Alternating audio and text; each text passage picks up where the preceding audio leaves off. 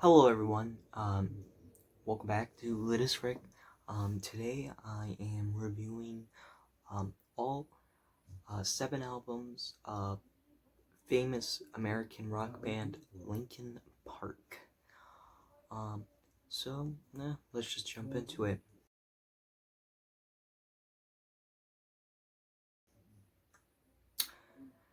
So at number 7 we have, of course, their latest release, One More Light. Now, One More Light I think is a bit overlooked. I would say it's definitely their worst they had to offer, but there are a couple of tracks I thought were okay for the genre that they were pursuing in on this record, such as One More Light.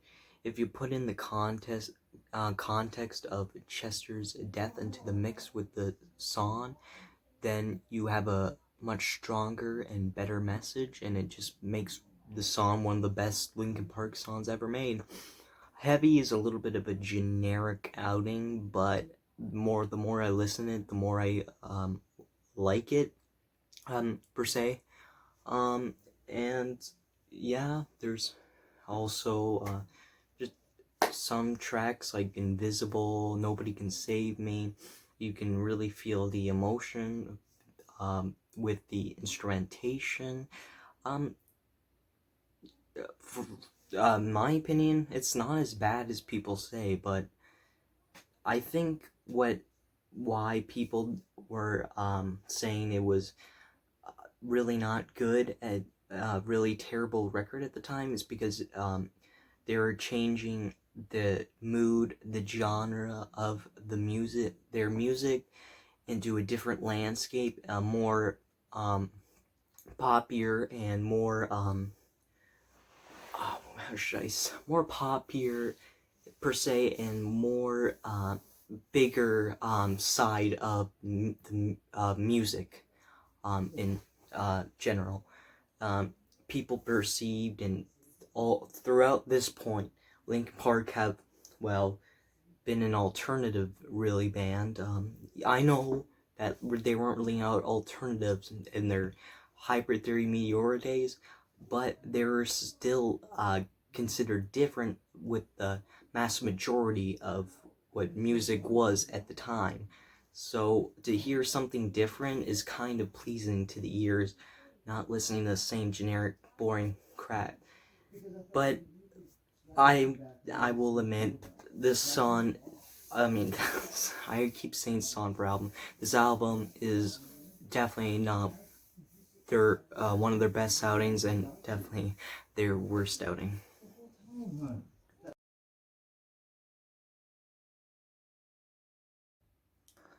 Next is Living Things. Now, I was having a little bit of a battle with myself if I was going to put Minutes to Midnight or this lower, and I ultimately put this lower than Minutes to Midnight.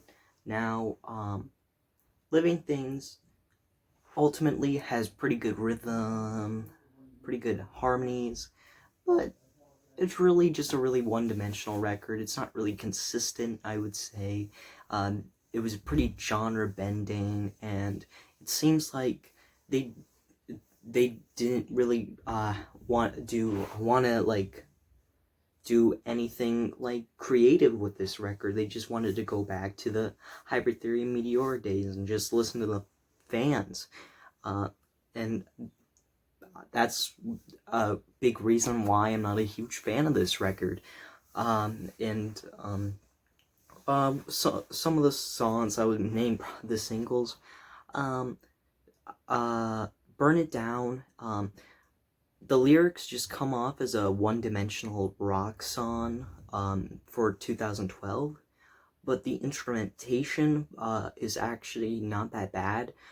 The electric keyboard Mike plays at the beginning, and the synthesizers just make it ha- have such an atmosphere. So those two things combined make it an okay single. It's fine, nothing bad there. And what's the other? Lies, Greed, Misery. It's got pretty good rhythm, like what I mentioned earlier, good rhythm, but you can really feel the emotion with Chester's lyrics. I want to see you choke on your lies, swallow up your greed, suffer alone in your misery. Good lyrics. I actually did a monologue doing with those 3 words, so pretty cool. And Linkin Park inspired me, yay. Um, Another track, like, I feel like most of this album actually has not bad instrumentation. It's not a really bad record.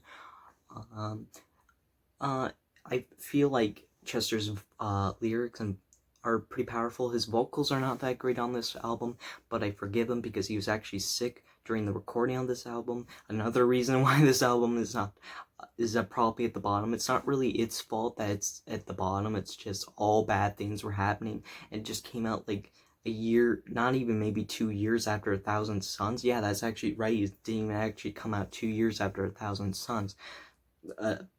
Another one reason why. But like Powerless. You can the instrumentation going on with Chester's vocals make it a much better song than have more meaning than it actually is. Atmosphere on this album is pretty great. Like, forget what that song is, but really, this album has a lot of like drum beats, like drum pads. I think that's where like the inspiration came from. These songs seemed like it was like 1 second to make it. They're very generic, like Burn It Down. Lyrics are just like, oh, just make a rock strong boy song. It didn't come off like a Linkin Park song. It came off as an Avenged Sevenfold song, not like that, because technically it's like electronic rock, just like Breaking the Habit. But yeah.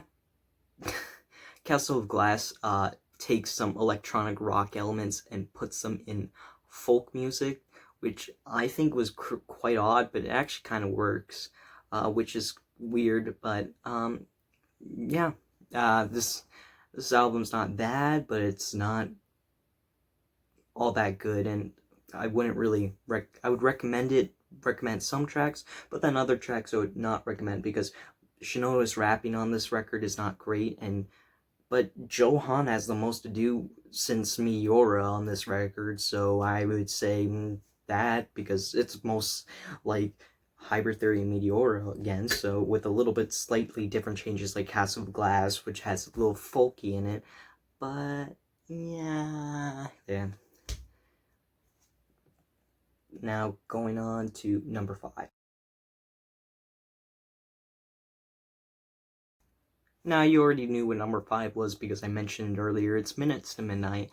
Now, Minutes to Midnight is not really a consistent album, and they were changing their core genre like too quickly.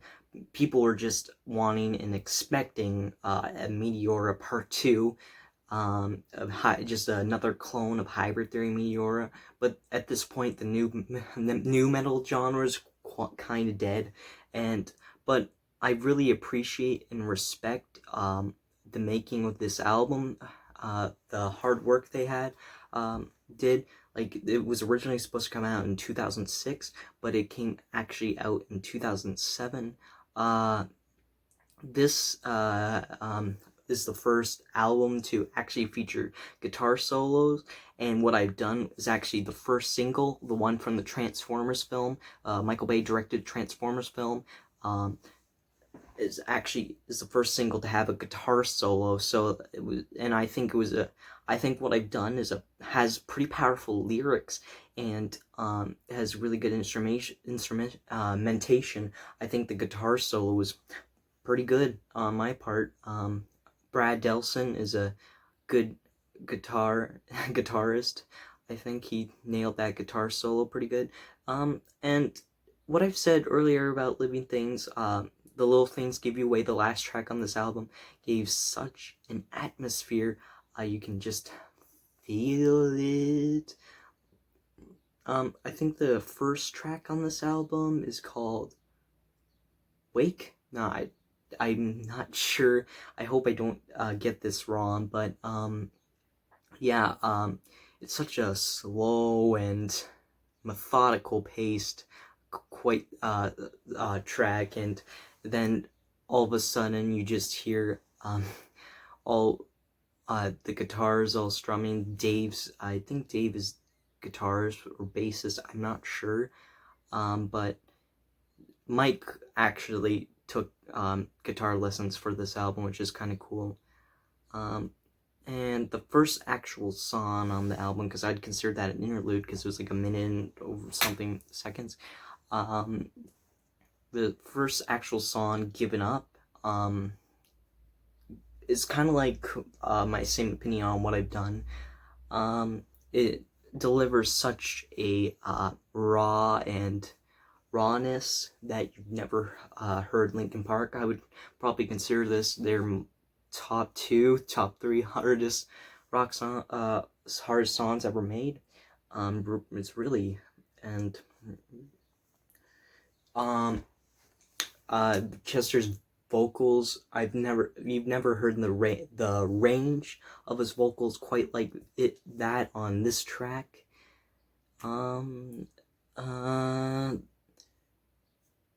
What other songs? Well, I really like, I forget song titles very quickly, but Bleed It Out is a pretty, same thing as kind of like Burn Down. It seems quite like a generic rock song, but if you dig deeper in the lyrics, it's actually about the Afghanistan war. This is another big thing on this album, politics. Like Hands Held High was a pretty politically I nailed it.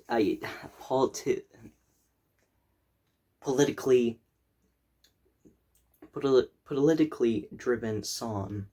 And Valentine's Day is about, I believe, Chester's dad or grandfather passing away on Valentine's Day. I don't know if it's actually a true story, but yeah, it's pretty emotional. And when all the dynamics slightly just rise up, and you can feel it. You can feel it in your bones. But ultimately, this album really only gets the higher up than Living Things. Mainly because I've heard it more times than Living Things ever. It's much more popular album. Well, not popular per se, but I'm trying to think about. But yeah, it's not consistent. It goes to pretty poppy territory. Like what's that? I forget the song title. I get nervous. What is that song called? See, the song titles are so one-dimensional. I'm gonna be back and see the song titles. Okay, it was Shadow of the Day and Leave Out All the Rest. Leave Out All the Rest, really? That's too long to remember, guys. What a bad song title. Anyway, Leave Out All the Rest is kind of a beautiful song. The vocal melodies and melodies in general seethe my ears. And Shadow of the Day, what I mentioned earlier, generic pop material. Yeah, that's probably the most generic pop material you ever get on this album. But really, it's not. If you listen to pop music, then it's much more alternative, not like One More Light. The album, not the song. Well, actually, never mind. Well, In Pieces is kind of reggae inspired. You kind of hear reggae in that song. Yeah. Well, No More Sorrow now. That's probably the second hardest. Maybe it's as hard as Giving Up, but it's alright, I guess. Yeah.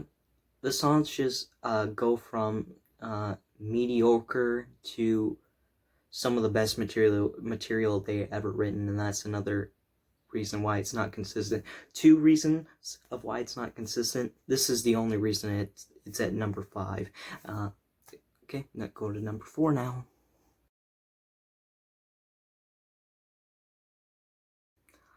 At number 4, we have 1,000 Suns. Now, 1,000 Suns is a concept album.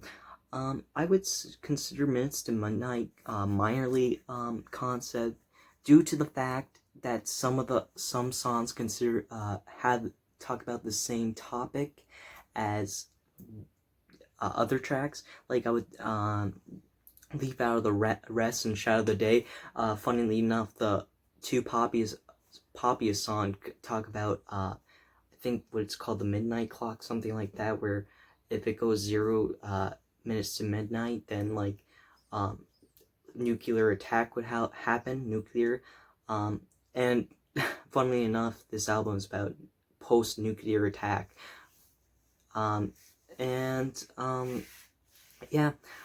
This album actually has some pretty great songs, and what I said earlier about Minutes to Midnight, they have some of the best material they've ever written.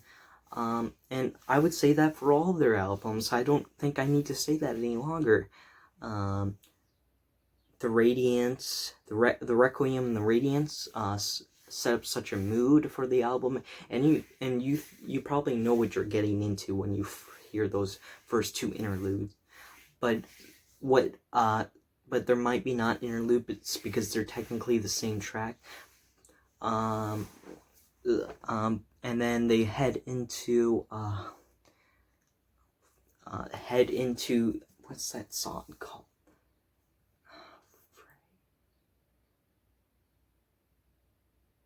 Oh God, I'm just gonna search it up.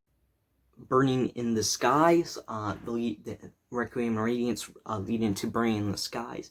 Burning in the Skies has a great guitar solo at the end, and it has an atmosphere like all of the songs on this album. When They Come For Me, that was a very fun song to listen to. Shinoda's rapping is the best it's ever really been on this album. He comes off as arrogant, cocky, and I've never really heard him rap this fast on a track before. And it's really, a lot of this album contains like Shinoda like soloing, not like other, like I would almost consider this almost really a lot of Shinoda on this album. And then there's tracks like Blackout, which I really love.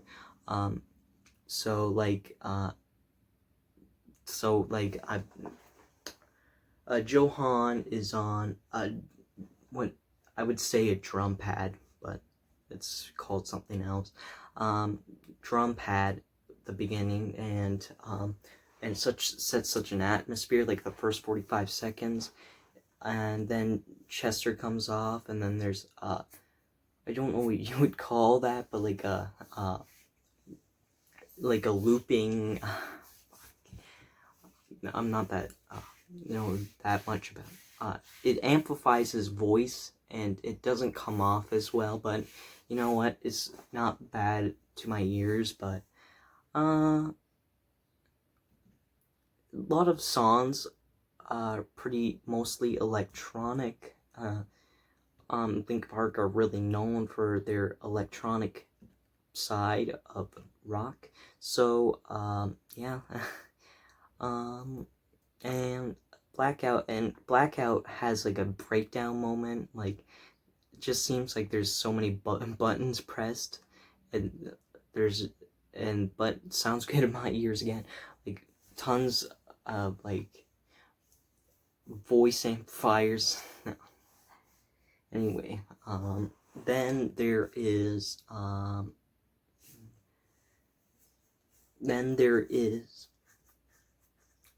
I get nervous, so I forget song titles. Then there is, I'll remember it earlier, the first single on the album, The Cataclysm, is a pretty good song. It's simple, simple lyrics, but it's a fine song. It it it is a good representation of the album, and that's a, if that's your first single, I'd probably consider it all right. I think what the drummer, I don't know his name. The drummer is does a good job on this album.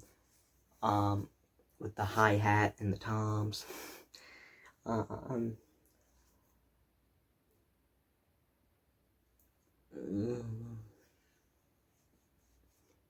I'll search up the song.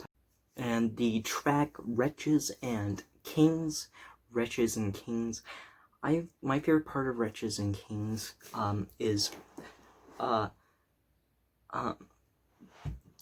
Johan's solo, turntable solo at the end.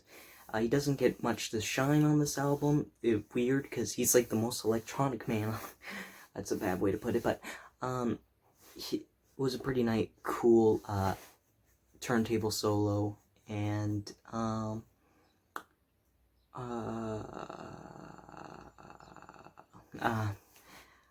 I like the bridge too on that track, where Shinoda repeats the lines from the front to the back and the side to side. If you feel what I feel, put them up real high.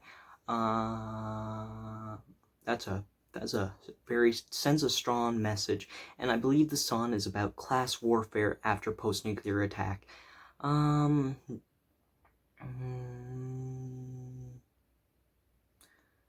But yeah, but when they come for me, it sounds like an African savannah with the kind of sounds like a banshee scream hit the one of the end of the tracks, and then they're like, Robot Boy is, I don't think it nails it's kind of like a mid-tempo slush. I shouldn't have mentioned that in my Minutes to Midnight one. Minutes to Midnight was filled with mid-tempo slush, but a lot of songs don't do mid-tempos right. And it never changes out of the first 30 seconds. The beat never changes. Just the vocals never, the vocal melodies, the vocal harmonies never change at all. Vocal melodies, sorry guys. Vocal melodies never change. It's just what you get for the climax is Chester minorly screaming in the background. Not a terrible track, but the only reason it's number 4, not number 3, is because too many interludes, and interludes bore me. At number 3, we have The Hunting Party. Now, The Hunting Party is a pretty rock focused album instead of their other releases, all their releases. It's more like balls to the walls, referencing to one of my tracks, my songs. I like the first track on the album.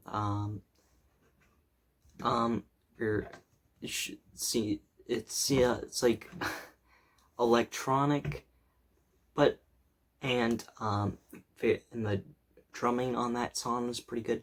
The drumming on this album is actually not that bad. I actually pretty like it. I like it quite a bit. Rob does a pretty good job on the drums.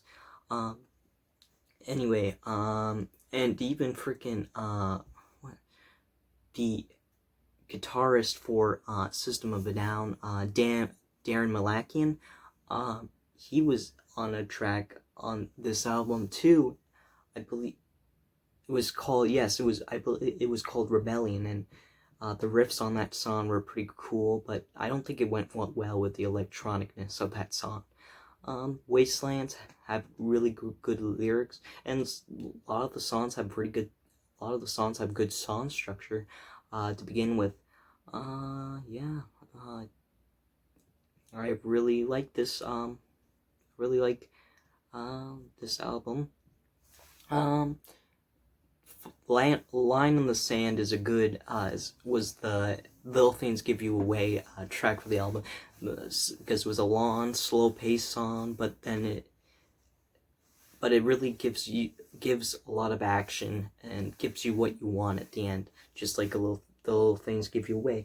It has really meaningful lyrics, and there's some poppy efforts on this album, like such as Final Masquerade, but it was kind of leaning more into the One More Light era, but it was still have featured actual real instruments enough to be a hunting party song.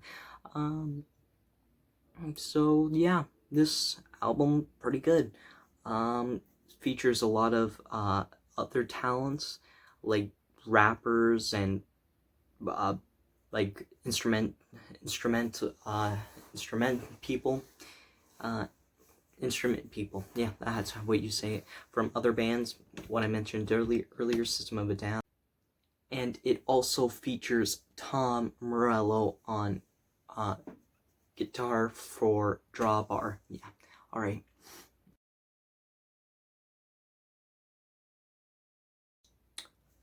And at number 2, now number 2 is a hard choice, of course. We have some of the 2 greatest albums of the 2000s in general, but I have to go with Hybrid Theory for number 2. Now, Hybrid Theory is a groundbreaking album and changed the landscape of nu metal forever. Not too long after that, nu metal died, but you get what I mean. Nu metal, Linkin Park had scored massive success with this album, and such a raw and unapologetic debut. And the instrumentation on this album, Joe Hahn really delivers it. He really, I'm sorry for any of the other instrumental people, but Joe Hahn really did awesome with his turntabling skills, and I have to say, the melody on Forgotten will not be forgotten for me. It's very cool, ironic, but yeah, some tracks are a little bit overplayed, such as One Step Closer, In the End, Crawling, but they're not really terrible. Maybe Crawling gets a little bit underwhelming, because it's the same thing I have for Robot Boy. Never really changes but throughout the song, but it's the first like 20 seconds are pretty good. But yeah, I really but what I mentioned earlier, Joe Hahn's instrumentation, the instrumental song, Cure for the Itch, man, that's a banger. And I'm very angry that the music video only got 40 seconds of that song, but hey, that song kicks ass. Just, it seems like, this kind of reminds me of myself, not to be a little bit narcissistic, but trying to compare myself to other people that are much better than I am, but Joe Hahn did very well on that song. He maybe just pushed buttons and made that song by accident, and then it sounded good. I've done that sometimes, but not to be a little bit pessimistic. No, just kidding. But this song is pretty. His instrumental is pretty good, and there's a lot of rockin' tunes on this song. It can't be classified as one genre. They pulled all the genres together and made it somehow good. That is a good thing to say. Even the bonus track, High Voltage, My December, have such an atmosphere. But My December, yeah, it's really just Chester's vocals. It's such a heart-throbbing song, and Johan delivers it with his turnbuckling, swishing on the turntables. Yeah. Just rockin' tunes. I love it. No, bye. Now going to number 1. And number 1, of course, is Meteora. Now, Meteora is one of my favorite albums of all time. Simply 10 out of 10, people. This is such a great record, and paves the way for other acts.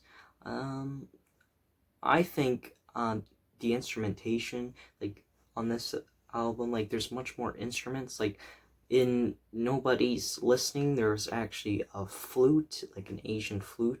I don't know what flute it is. There's many Asian flutes, but it's cool. It's cool to hear something different from a song in general, that a band's focused on hip-hop and rock together. Comes with nothing comparable with those two. Again, Johan really delivers it with session, I don't know what it's called, but pretty cool tune. Pretty cool tune. It's even better than Cure for the Itch, and I believe Brad Delson or Dave added like guitar notes on guitar or bass notes on the song to add some atmosphere to the song. And I mean, I know like turntables are not actually considered real instruments, of course, but it just makes them feel like a different, and the drum pad too also makes it feel like an actual instrument. But you know, and you can hear like Chester's vocals at the last 10 seconds of the song. Kind of, I think it's a sample of one of the, I think, Cure for the Itch on, Cure for the Itch on Reanimation has computer letters, I don't know. But kind of like a song title that Fall Out Boy would have used. Anyway, well, this album has genre bending, just like Hybrid Theory, maybe less than, I don't know. But it features Linkin Park's most famous song, Numb, which is one of the most famous rock songs on YouTube. It has acquired over 1 billion views, and it's watched quite a bit. So, Linkin Park, you've scored there, my friends.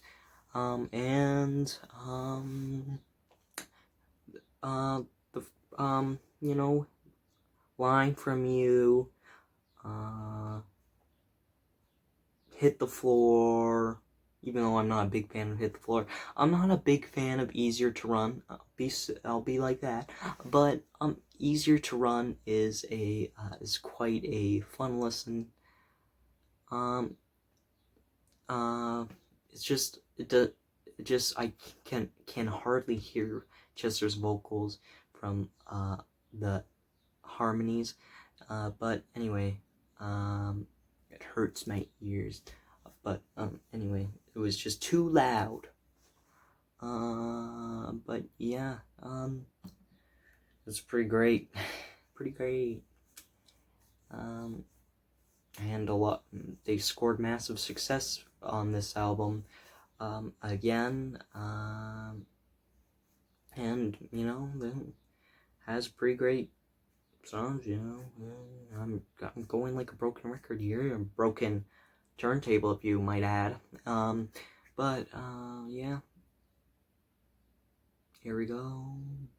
That's it for this video, and yeah, goodbye. Tell me your favorite Linkin Park album below, and tell me if you hate them or love them. But yeah, just remember to subscribe, like this video, comment, and say. But yeah, that's it for this video. Bye bye.